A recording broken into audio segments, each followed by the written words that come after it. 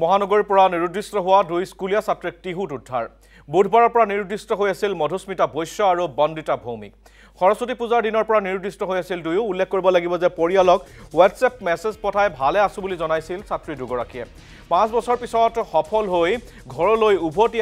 আহিব বুলিও তেওঁলোকে মেছেজত উল্লেখ কৰিছিল আৰু অৱশেষত এই দুয়োগৰাকী ছাত্ৰীকে গুৱাহাটীৰ পৰা নিৰুদ্দিষ্ট হোৱা এই দুয়োগৰাকী ছাত্ৰীকে টিহুত উদ্ধাৰ কৰা হৈছে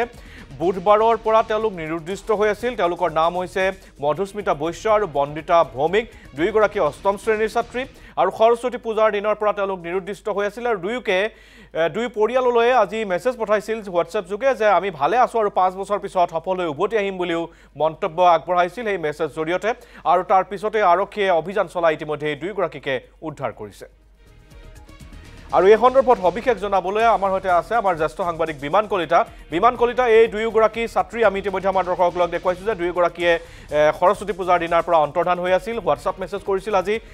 ঘৰলৈ আৰু তাৰ পিছত কিছু মুহূৰ্ত পূৰ্বে টিহুত তেওঁলোক দুয়োগৰাকীকে উদ্ধাৰ কৰা হৈছে বুলি জানিব পৰা গৈছে আৰু কি তথ্য আপোনাৰ হাতত আছে আমাক জনাওক হয় নিশ্চয় মনজিত ক'ব লাগিব যে এই কিশোৰী দুগৰাকী আচলতে ঘৰৰ পৰা যোৱাকালি ওলাই গৈছিলে তেওঁলোকে সৰস্বতী পূজাৰ বুলি ওলাই গৈছিলে স্কুললৈ আৰু তাৰ পাছতে ৰহস্যজনকভাৱে দুয়োগৰাকী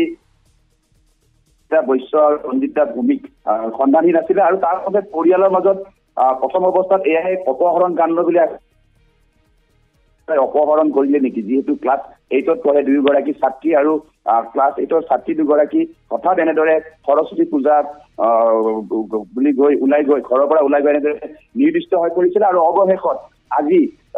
তেওঁলোকক উদ্ধাৰ কৰা হৈছে আৰু টিহুৰ পৰা উদ্ধাৰ কৰা হৈছে আৰু ৰহস্যজনকভাৱে কিশোৰী দুগৰাকীয়ে আজি ঘৰলৈ প্ৰেৰণ কৰিছিলে এটা মেছেজ প্ৰেৰণ কৰিছিলে যে তেওঁলোক দুয়ো নিজৰ মছজিদ ওলাই আহিছে আৰু তাৰ পাছতে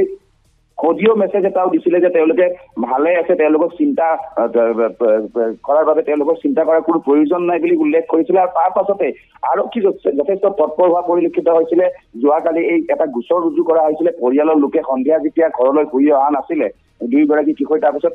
নুনমাটি থানাত এটা গোচৰ ৰুজু কৰিছিলে অপহৰণৰ গোচৰ ৰুজু কৰিছিলে যে কোনোবাই তেওঁলোকক অপহৰণ কৰি দিছে কিন্তু যিহেতু